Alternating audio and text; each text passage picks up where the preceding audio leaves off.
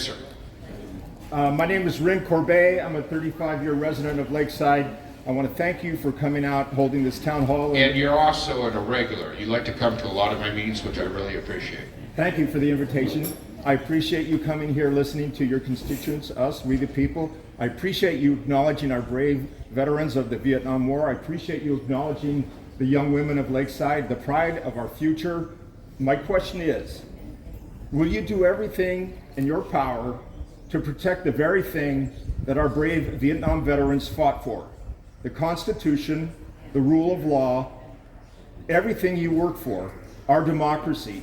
Will you protect them from the corrupt regime that currently holds the reins of power in our Congress and White House? Will you ask Darrell Issa to hold a town hall?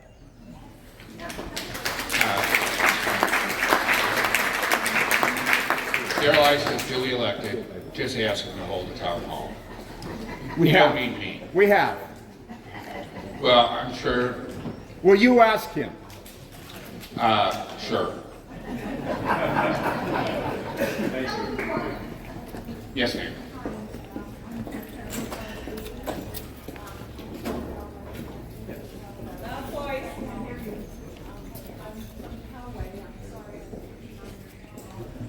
Everybody's welcome here. You have a rodeo, we have a rodeo. It's all good times.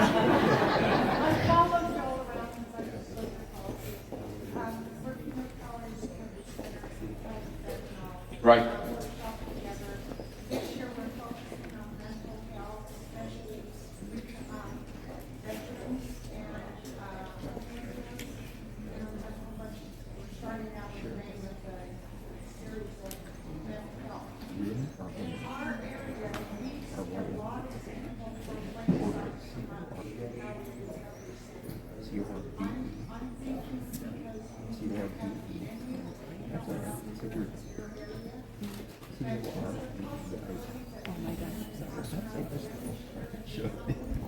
Absolutely. So when I first got elected, we had we still do, huge fentanyl issue. And I worked with Nathan Fletcher, and we wrote the framework for the county on how we're going to get some judgments, and the county's going to get tens of millions of dollars from the pharmaceuticals who sold the fentanyl, who addicted people. And with that, we didn't want to wait and get the money and then figure out what to do with it. We wanted to get out ahead of it, and so we put the framework together of how to spend the money. And one of it is in a lot of this mental health and other issues moving forward. The facility they have in Poway does an incredible job, and so I held kind of a town hall on this issue, and we partnered up on it. She was asking if I would do it again, and I'd be delighted to. We have to do more to fight drug abuse. You know, some of these young people, they don't know they're taking fentanyl. In fact, adults don't know. They're so nefarious, they mix it in. And it's so highly addictive that if you use it once, you're addicted. And it changes and destroys lives. And so we have a lot of people, I forgot the exact number, but we have lost way too many of our kids to overdosing. And one of the things that we did at that is we showed how to use Narcan. Narcan is a lifesaver. If you're ODing on it, the application of Narcan will completely help you recover, and it's amazing. But if I forgot the stat, but it's staggering. It's like 1 out of every 3 people in my district has had an experience, either on one family member or somebody involved, and it's 35%. Yeah, thank you. And it's staggering. And so until it hits your family, you're not even paying attention to it, and by the time it hits your family, it's too late. So we're really trying to get the message out so that people understand this, and that, you know, you think that you may be taking a Tylenol, but it may be laced. And so it's a real issue, and our DA has been dynamite prosecuting these people and chasing them down. You know, I had over 100 illegal pot shops in my district. And when I say pot shops, do we know it's pot? We know there were 100 locations. Here in Lakeside, 2 doors down from Lakeside Elementary, we had one in a house. And they had sign spinners, spitting signs. They didn't think They thought they were above the law. And I worked with Nathan Fletcher, and we got $2.5 million. There are members of the Board of Soups that wanted to fund the police. And their focus is political grandstanding. It's not our public safety. And so Nathan was my third vote. He helped me get it. There's not a third vote for me right now if I were to do it again. And we put $2.5 million into a task force. The DA and the sheriff stepped up, put people on it, and within 2 months we shut down over 100 illegal pawn shops. A pawn shop, those illegal pawn, I should call them drug shops. Those illegal drug shops, as a rule of thumb, make 30 grand a day. So we put them out of business. 2 days later, they're open again. Some of them we had to shut down 6 times. And they have sign spinners. They didn't think we were going to enforce it. And so, in those places, why would you be next to an elementary school? Don't you think everyone's going to be upset? But you thought you were so far above the law that nobody would shut you down.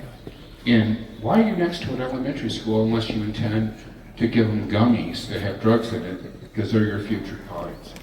This is despicable. These people are horrible. We had gangs, the Mongols and others, coming down from LA and robbing these drug shops. And the reason why is, where are they going to go to? The police? They can't go to the police, they're illegal. And we had murders at these sites. Now, it did make the press, but this is the stuff that was happening. And our sheriffs did an incredible job. And we should make sure to thank the sheriffs before you leave for saving it. Yes, sir. Yes, hi, my name's Larry Olds. I live out in the Hamul area, and the casino out there has had a tremendous impact on traveling in and out of that community. It was my understanding through Diane Jacobs that there was about $23 million set aside when that was built for Caltrans to improve Campo Road.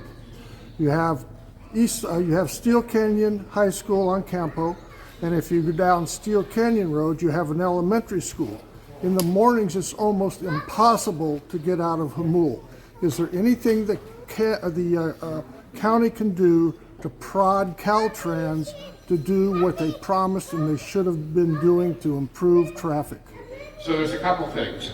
I was your state legislator when that happened. Diane diverted that money. That money was part of, every time you build a casino, they have to mitigate. That she took the mitigation money and misused it. She could have done that. She used the mitigation money to oppose the casino and left the community with nothing. I opposed it at the time. I was a bad guy at the time. Oh, Joel's horrible, he's not.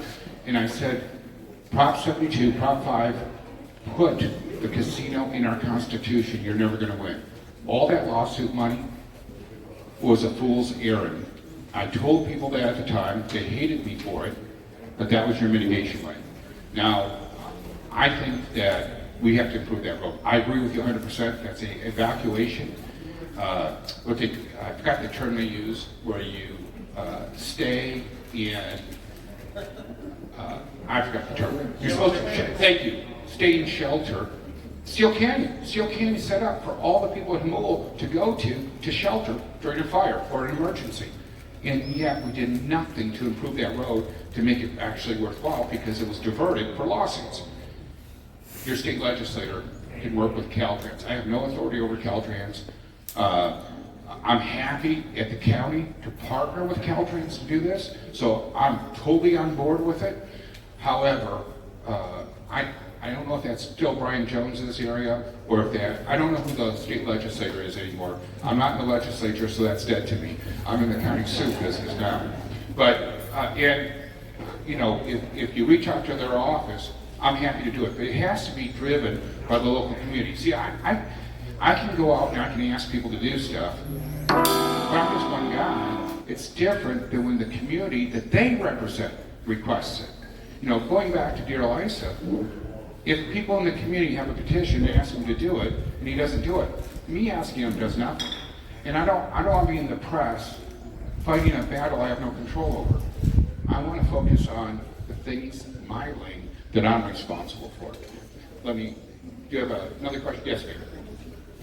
Hi, my name is Laurel Manning, and as the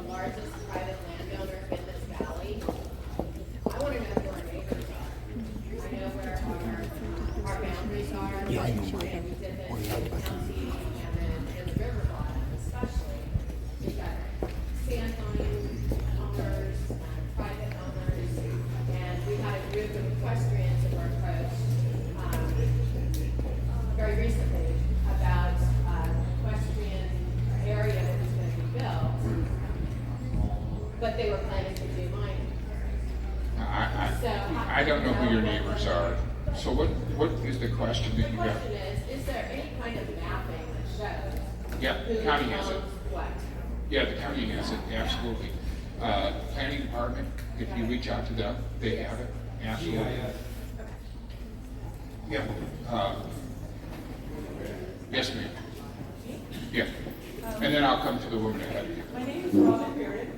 I have been a member of Salem on Delta for many, many years. We've been watching the sand mine come out of bankruptcy, and they have come out of bankruptcy. They've begun paying their property taxes, which means they have some money. Their next step would be to approach you. So my question is, have you had any meetings with Bill Adams and/or any representative of the sand mining community? No, none. You know, our door is always open. If they ask for a meeting, I'd absolutely give it to them. But we're transparent. I'm not taking any positions on any of this stuff. I'm going to listen to everybody who has anything to say. But the process is arduous, and there's all sorts. And I can't walk you through it. I'll make a mistake.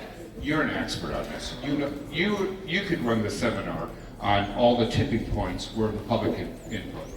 Yes, ma'am. In the red.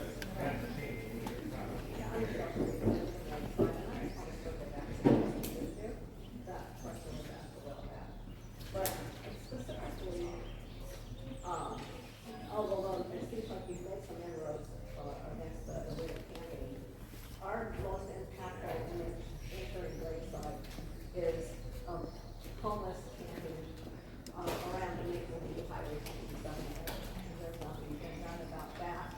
And then the second most impactful area is going to be that new RV park for the homeless over on. There's not going to be a new RV park for the homeless. I killed it. You killed it. Yeah, so here, let me tell you.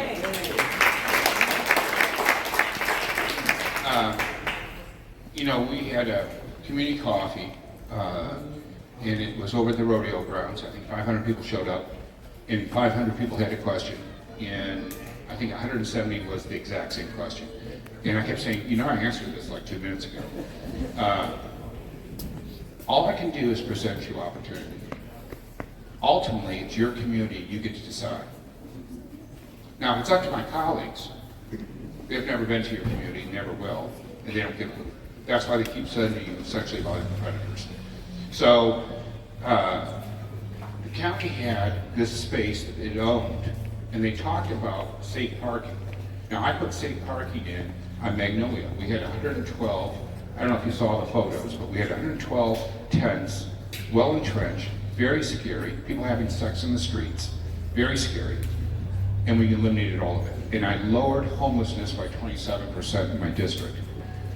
It was a secure facility. People weren't allowed to stay there. They had to leave in the morning and come back in the evening.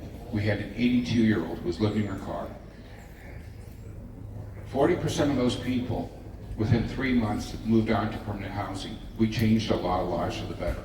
And so when they said that we could potentially do it, I said, well, I'll be very interested in exploring that. We have to get all our data together first before I'm going to come back to you.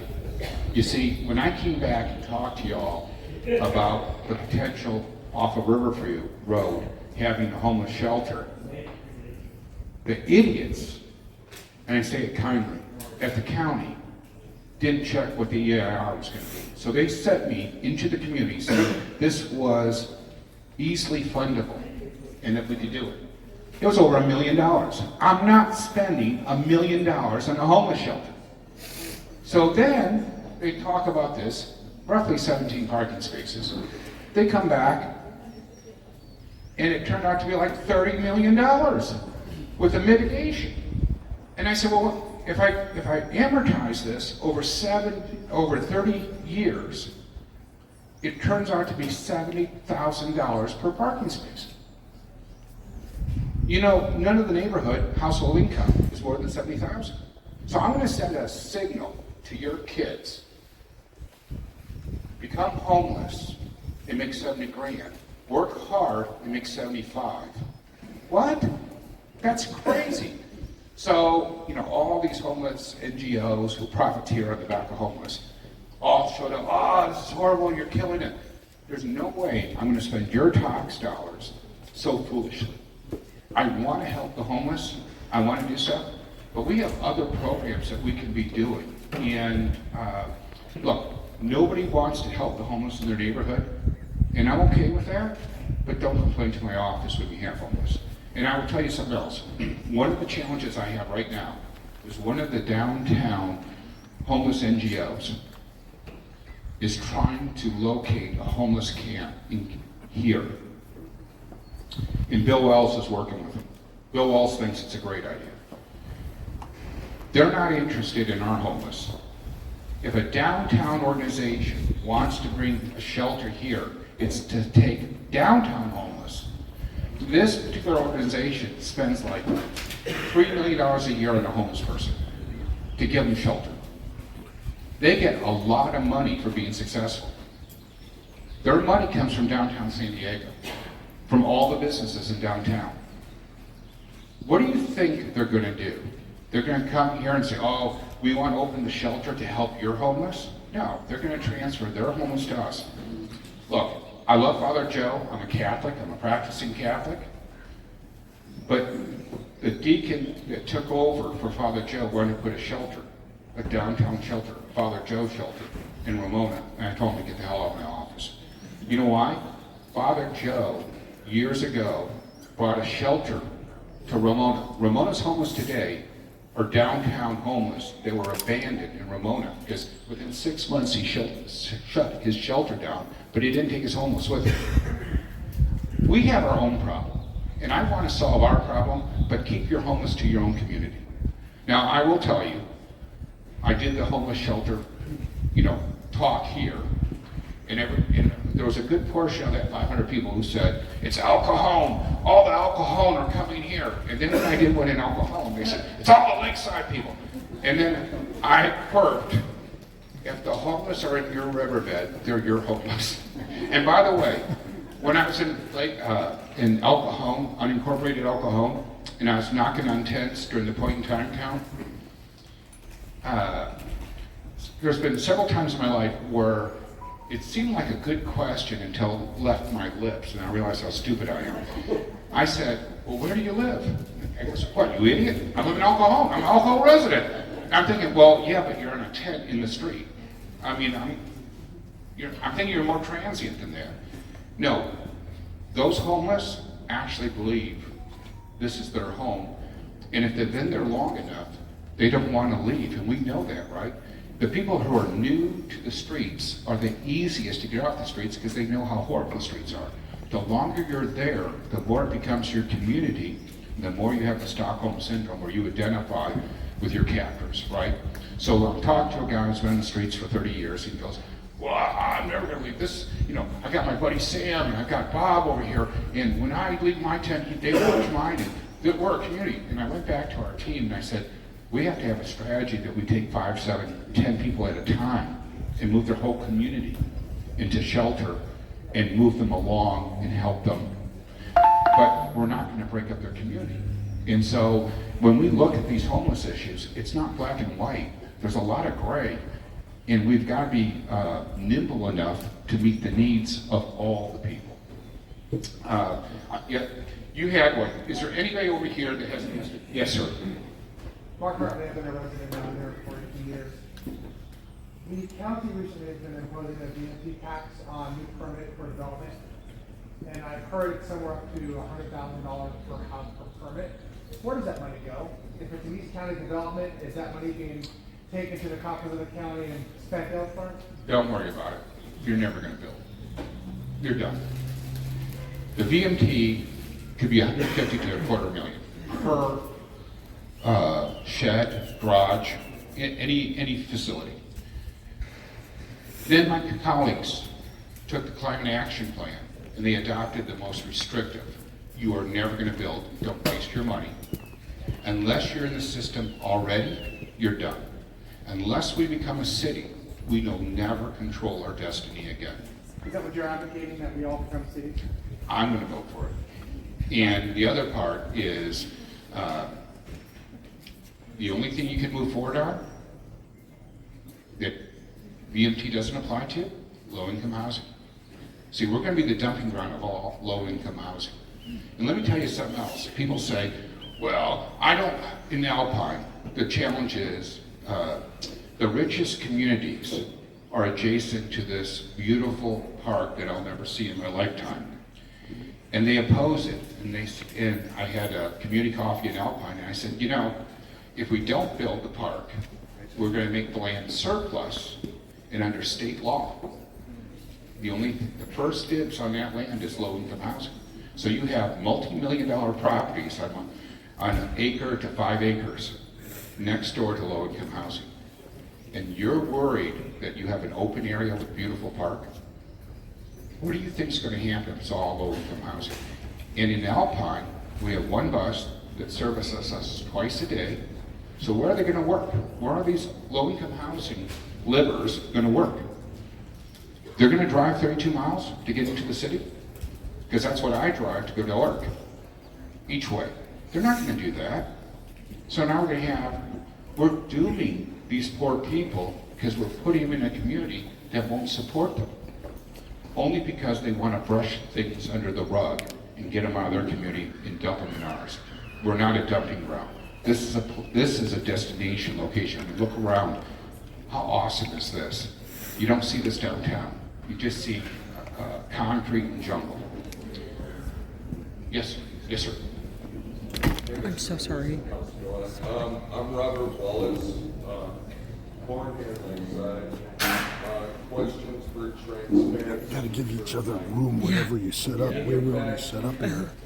When it comes time to list things, can you list the organizations and the people that are endorsing tearing up this valley? Please. When you say that, what do you mean?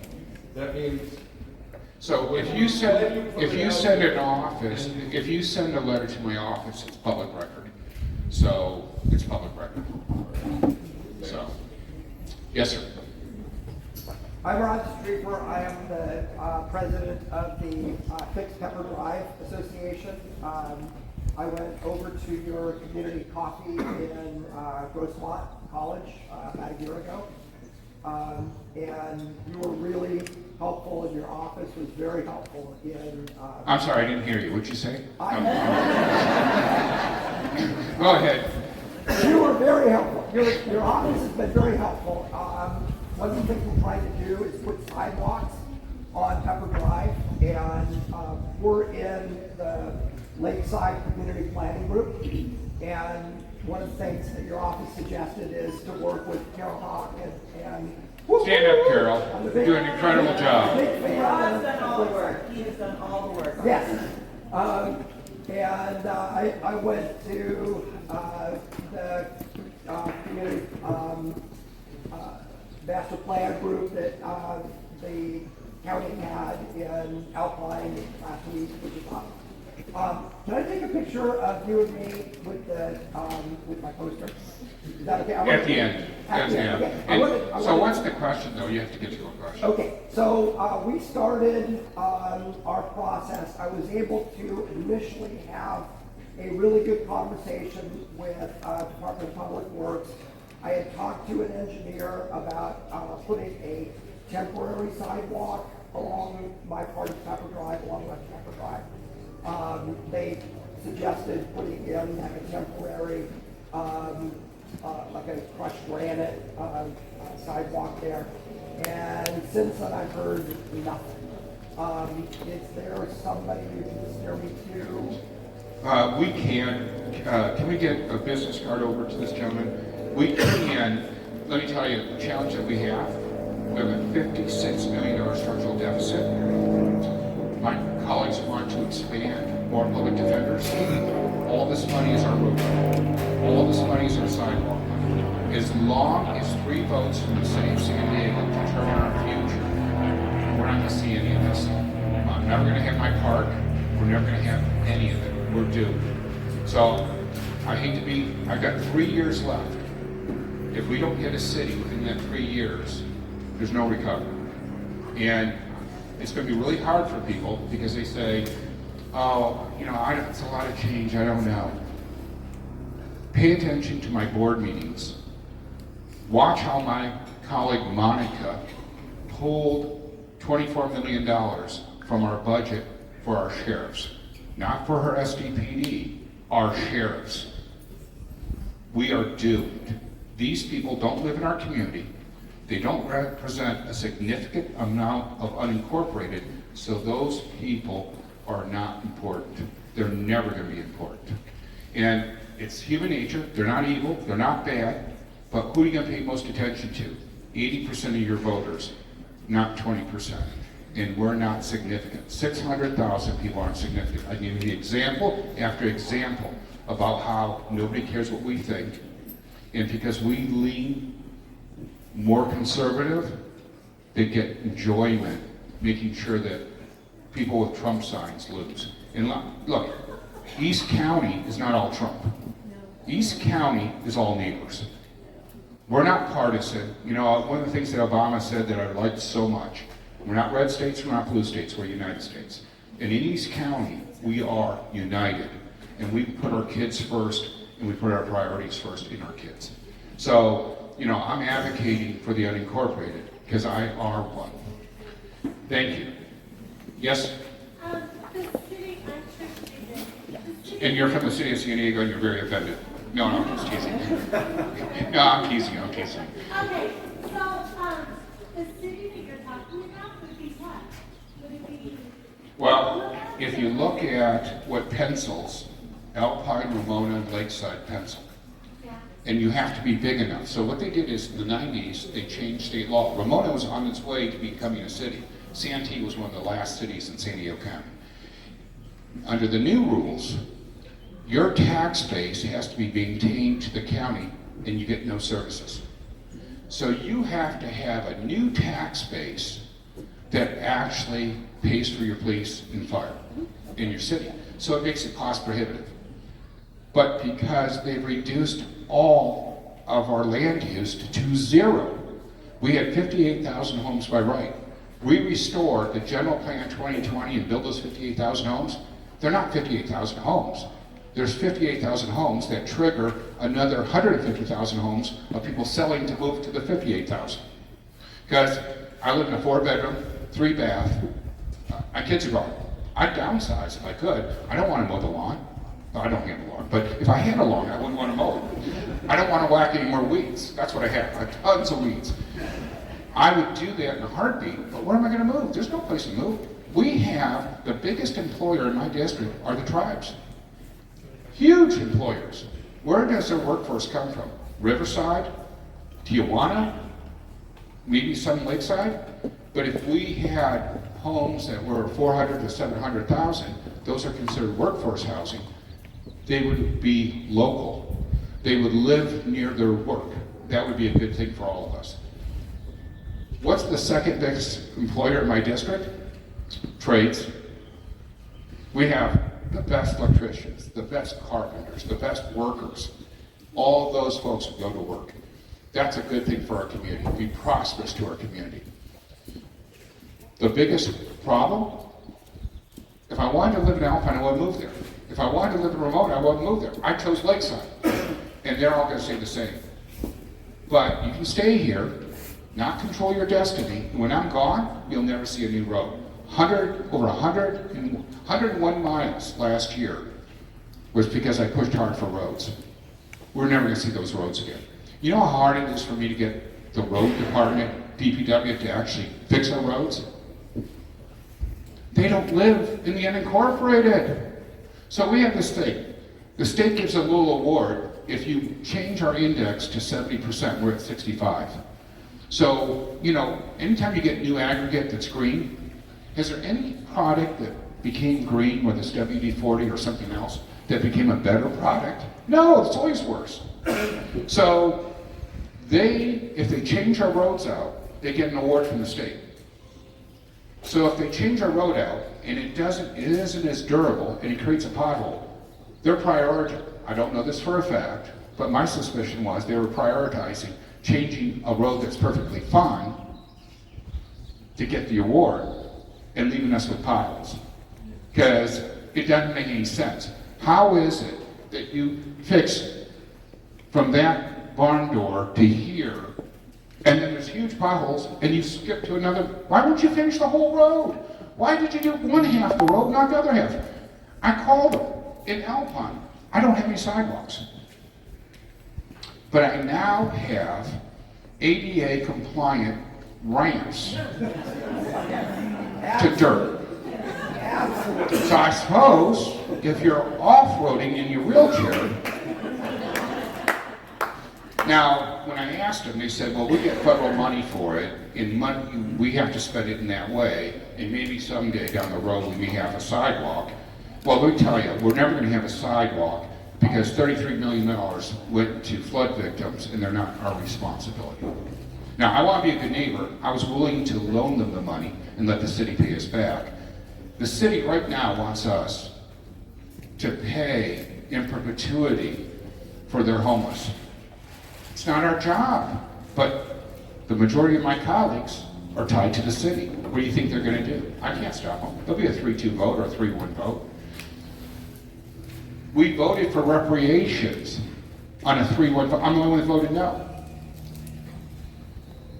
Where are we going to get this money? The county, the majority of the county's revenue is the unincorporated. How are we going to pay for our streets, our sidewalks? You're doing great work, but I don't know where that money's coming from. I mean, only because we don't control our destiny. They do. And they don't have skin in the game. I mean, how else would you justify doing what they're doing? If you watched our board meetings, I'm very polite, very polite. I can't afford to have them, but I have to explain to you how fires work, that we're not firebugs. I mean, I'm sorry, I wish, you know what, it saddens me, my entire career, you know, I was in the super minority in the legislature. I wrote the privacy law on your cell phone. I always figure out a way to work with other people across the aisle. I always figure out a way to deliver for you the things that you wanted and needed. But I'm working in an environment that's so hyper-partisan. They hate us. They don't say it. Their actions reflect it. Why else would I have 92% of sexually violent predators? Why else have you reduced my housing to only low-income housing? Why would you do that to my community? You don't like us. You want to dump on us, and you want to preserve our tax dollars to improve your community. I know you had a question. You look like I didn't quite answer it, so. Yeah, so I was just wondering, would it be Lakeside, Alpine, It could be anything we want. It could be anything we want. And we'd all have to agree. So what the process is we're going to collect signatures of people who are interested, and we're going to keep you informed. And as it develops, we first have to have enough people to have interest to even make it worthwhile, right? Once you have enough people, then you have to qualify it for the ballot, and only the people that live in those areas get to vote. And they can vote yes or they can vote no. If they vote no, there's no city. If they vote yes, there is a city. But along that process, you have to go before LAFCO. There has to be a study, and then they're going to certify where that tax revenue comes from. And look, I'm not interested in paying more taxes, but the way we're set up, within 5 years, I'm never going to see a dime of my tax dollars. So my tax dollars are going to be done. One of the things they're exploring is how to increase our taxes. Not the county's taxes, our taxes, to fund city programs. Guess they're robbing us. When they lower our reserve, that money is going to go in an indirect way to backfill the cities. So we're doomed. We're absolutely doomed. They're more concerned about people crossing the border than they are about us. Yes, ma'am. My name is Madison Seas, and I am a Lakeside representative. I'm a 16-year-old, and I go to El Capitan High School. And Cactus Park is right behind our school, and there's a lot of family people that live there. And I do cross country. We run on that trail, so we don't have to run on the highway. And a lot of people take that trail home as well because they don't want to walk along the highway because it's unsafe. There's many homeless people there. Me personally, I've been catcalled and threatened by many people, as many of my friends have. possible here and know if there's anything that you can do to alleviate the problem. Well, you can call my office, but you can also call the sheriff's directly. The sheriffs can intervene. They have some homeless programs. They have a heart team that they sometimes get used. The law has changed. The law used to be what really shackled us. You had to offer people a shelter before you could enforce the law. That's been reversed. You can now enforce the law. But we still need shelters, because where are they going to go? You're going to chase them. You have to offer. Now, I will tell you, in my experience, more than 90% decline. But for that 10%, our goal should be, and by the way, when I say shelters, I'm not talking about you get to live the rest of your life in the shelter. The shelter should help you get, I want wraparound services.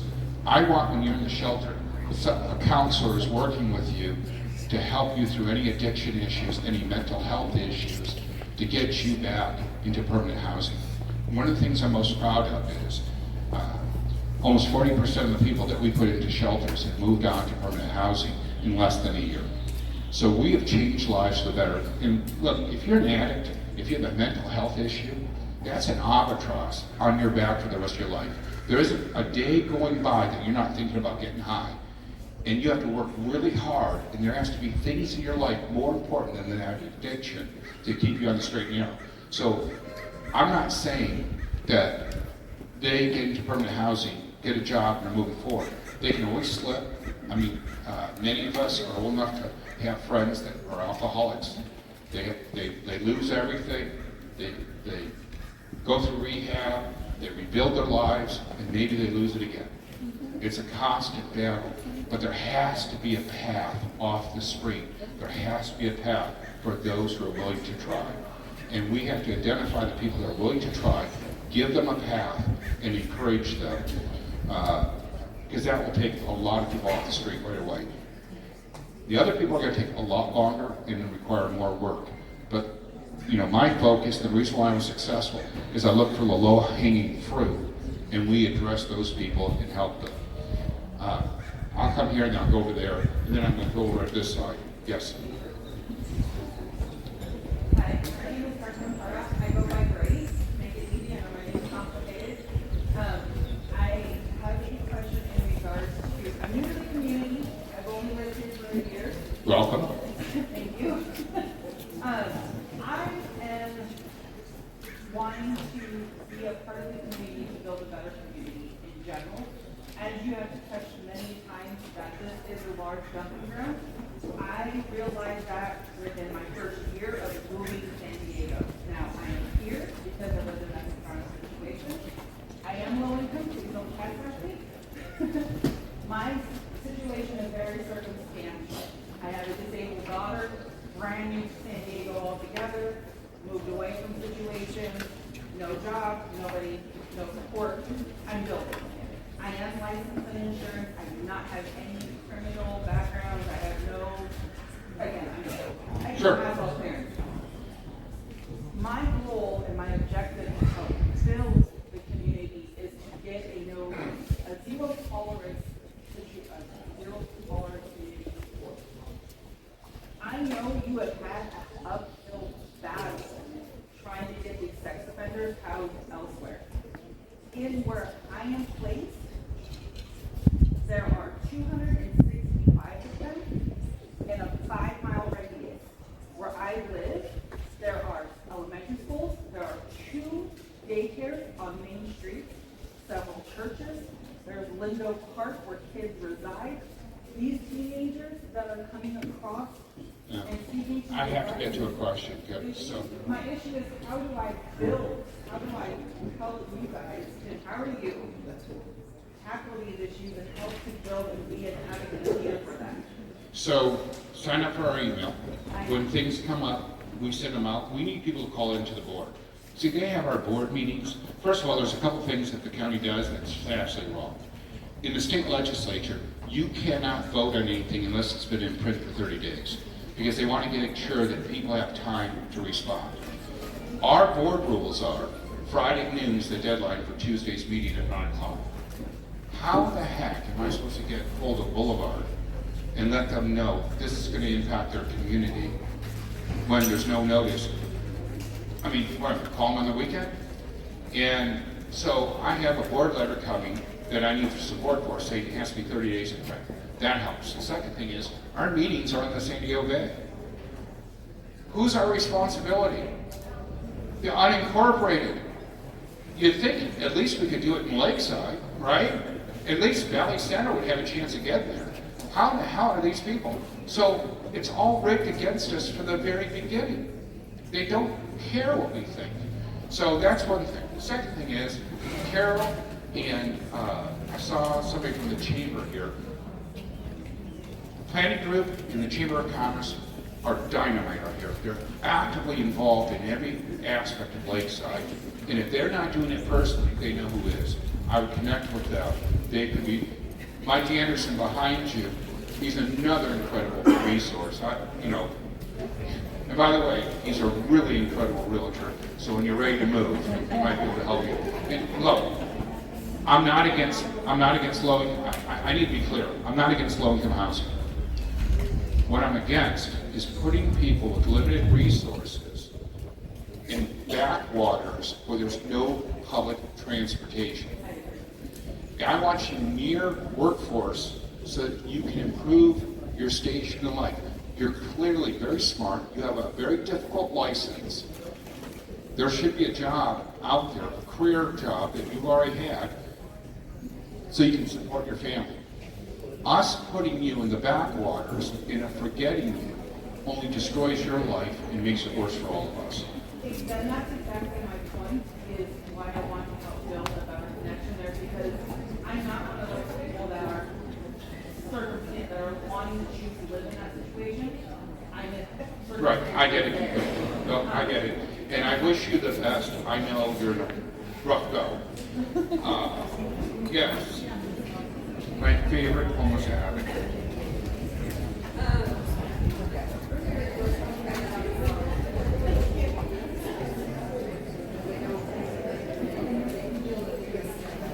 Right.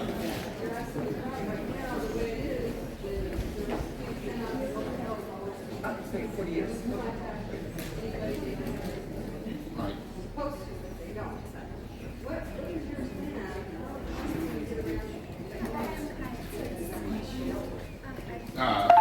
Well, you know how hard it is to build anything.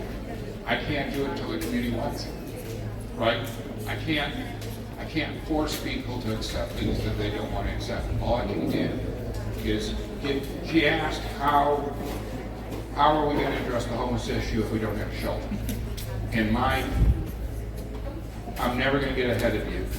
I'm not going to force anything out of you. I'm going to present you opportunity.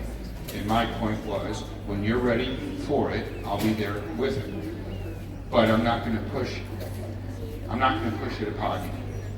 My job is to represent you and to make government work for you. My job is not to tell you how to live your life. So, you know what? You need to talk to them. I can only do what I can do. And I appreciate all the help, all the focus, all the work you put into the homeless communities. So thank you for that. Yes, ma'am. My question is, it seems to be one of the themes of this meeting is to promote the idea of incorporating the city in these counties. Okay? My understanding is on what tax rate to do that. And second question is, will Leavenworth and Santee ever get close to going into receivership and being disbanded and taken back? You know what? You're making excellent. She says that Santee and Lemon Grove are always on the cusp of receivership, and what tax base would it possibly be moving forward? All excellent points. So elections are not about Muhammad or Jesus Christ running. It's about two candidates who are flawed, and it's the less of two evils, including me, right? I'm not perfect. My wife doesn't agree with me 100% of the time. I don't expect you to either. So you have to decide, am I better than my opponent? You have to decide. 5 people who live on the coast, who don't give a shit about shit, are better than you taking risks and becoming and controlling your own destiny. Right now, you have no destiny, and I can assure you, you'll be getting more sexually violent offenders, not fewer. You'll get more homeless, not fewer. You're going to get your tax dollars diverted to the border, diverted to other people in the city, and you're never going to see police again. Good luck to you. I'll move. Yes. Hi, I'm Colleen Mark. I live in the unincorporated community, and also where I work. I guess my question kind of, and maybe you've already answered this, but how, other than signing a petition or reading an email, can we help support you? Is it going to another meeting? Because there's no other town hall meetings like this that I've seen from any other government employee. Well, I'm going to take that as a compliment. I hope that's not a... No, when you sign up for the email, we're going to keep you informed. Because on the Friday, when we find out, oh my gosh, they're dumping in my district again, I need you to call into our board meetings or show up and say this isn't right. You need to treat us like you would treat anybody in the city of San Diego. Okay, the board meetings. Well, the board meetings, and then there's other times where they'll have listening tours. When I got to the board, they'd say, well, we had a listening tour, and we learned that Lakeside wants more homeless. Who the hell do you talk to in Lakeside? And I'd say, well, how many people responded? Well, 7. Well, how many people showed up? 3. I said, no.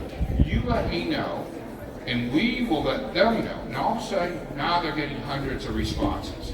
Now, they all live in the city. They don't live in the unincorporated. Now, some do. Some live in Lakeside. By the way, there's no county employees working against us. I'm not saying that. There's no county employees that aren't trying to do their job. They are. But if I had to be the government for Phoenix, I'm not going to do a good job either, no matter how I try. I don't live in Phoenix. I don't know anything about Phoenix. And I could be making what things seem like a really good decision that don't work for Phoenix. If you don't live in our community, it's hard for you to understand what works for us. You're looking at San Diego, and you see nothing but streets and homeless and poop on the street, and you think that's the way we live. And so you want to put your values on us. And that's the problem. You participating, having people step up, it makes a difference. Now, I will tell you, this is just the tip of the iceberg, but I can see what's coming. And it's going to be far worse. And if we don't start talking about what are our options, it's going to be too late. Once I leave office, organize this to communicate with people, it's going to be virtually impossible. And it's never going to occur. And look, it's a big risk. Maybe it doesn't pencil. Maybe the community doesn't want to do it. But I don't want to move. I love living in Alpine. I don't want to move. I love coming to Lakeside. But let me tell you, I don't have 4-wheel drive. And when you don't have roads, and there's poop on the street because they've dumped everybody on us, I'm not living in San Francisco. I'm going to find a square state where people aren't freezing. Yes, sir. Hi, I'm Butch Henderson again. And one of the things that I think that we need to address is are we willing to help? The program like what she was mentioning is the program that we're on that deals with drug addicts and alcohol. It's a working ranch. So we work people out of that on our ranch and to help out, to give them a better understanding of what life could be and give them some moral support. Are we willing to do that as a community? That's what it's going to take to change our community for these people that do want to change. I think we ran out of questions, and now we're going into opinions. So, yes, what is your question?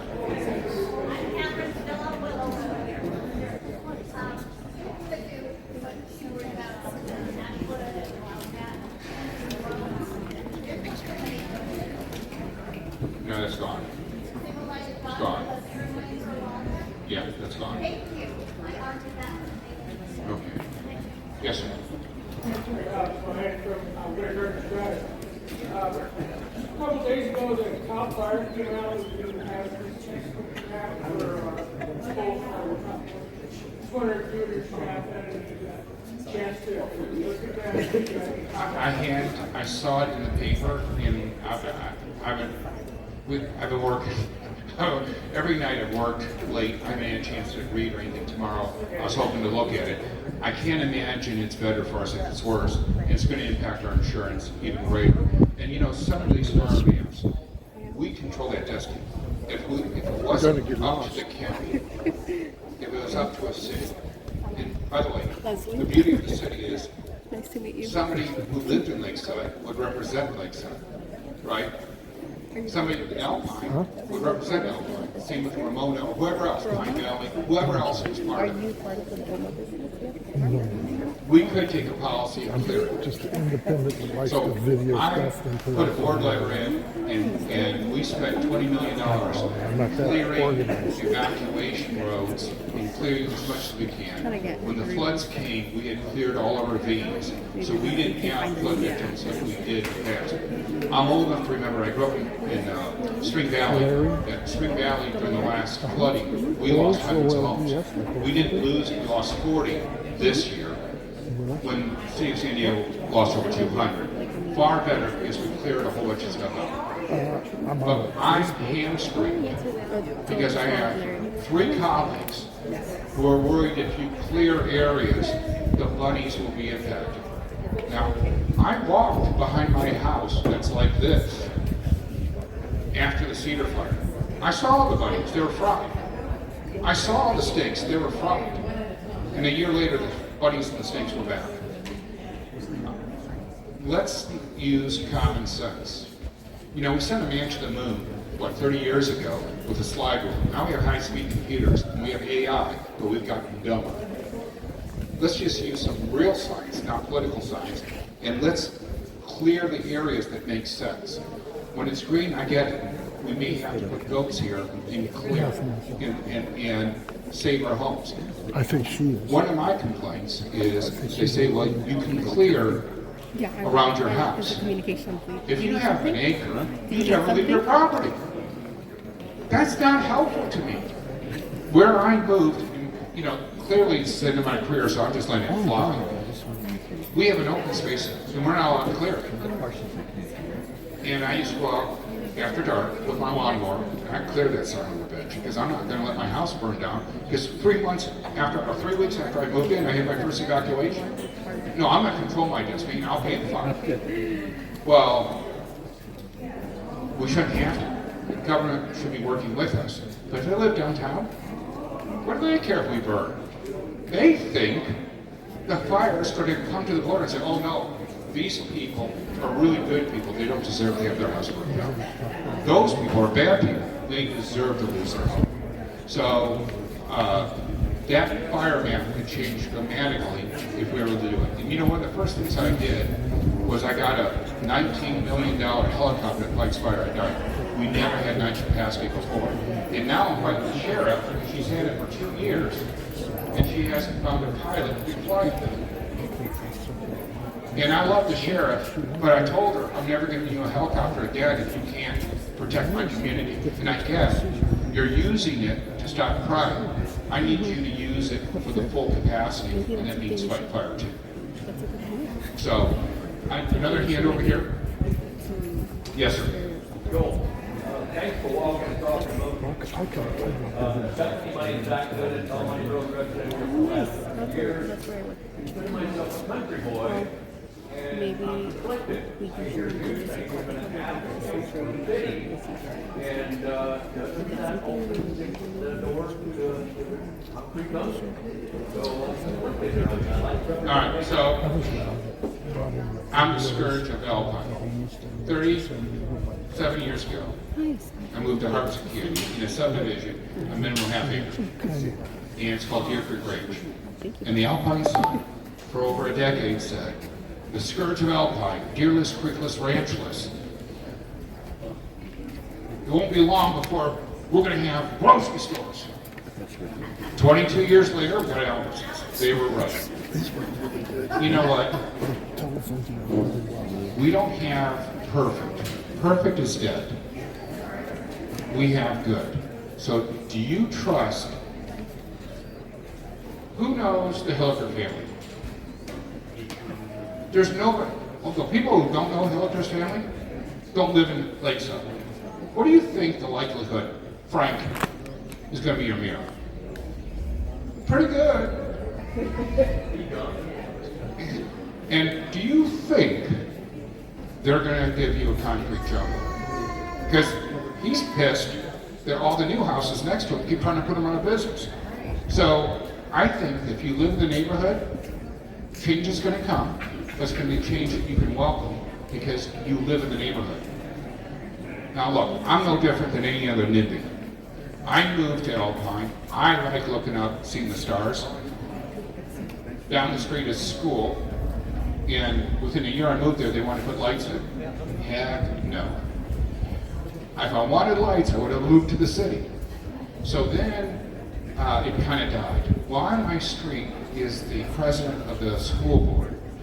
And I got a call from the superintendent that said, well, we want a letter of support and we want you to do a grant for us to put lights in. I said, did you pull one?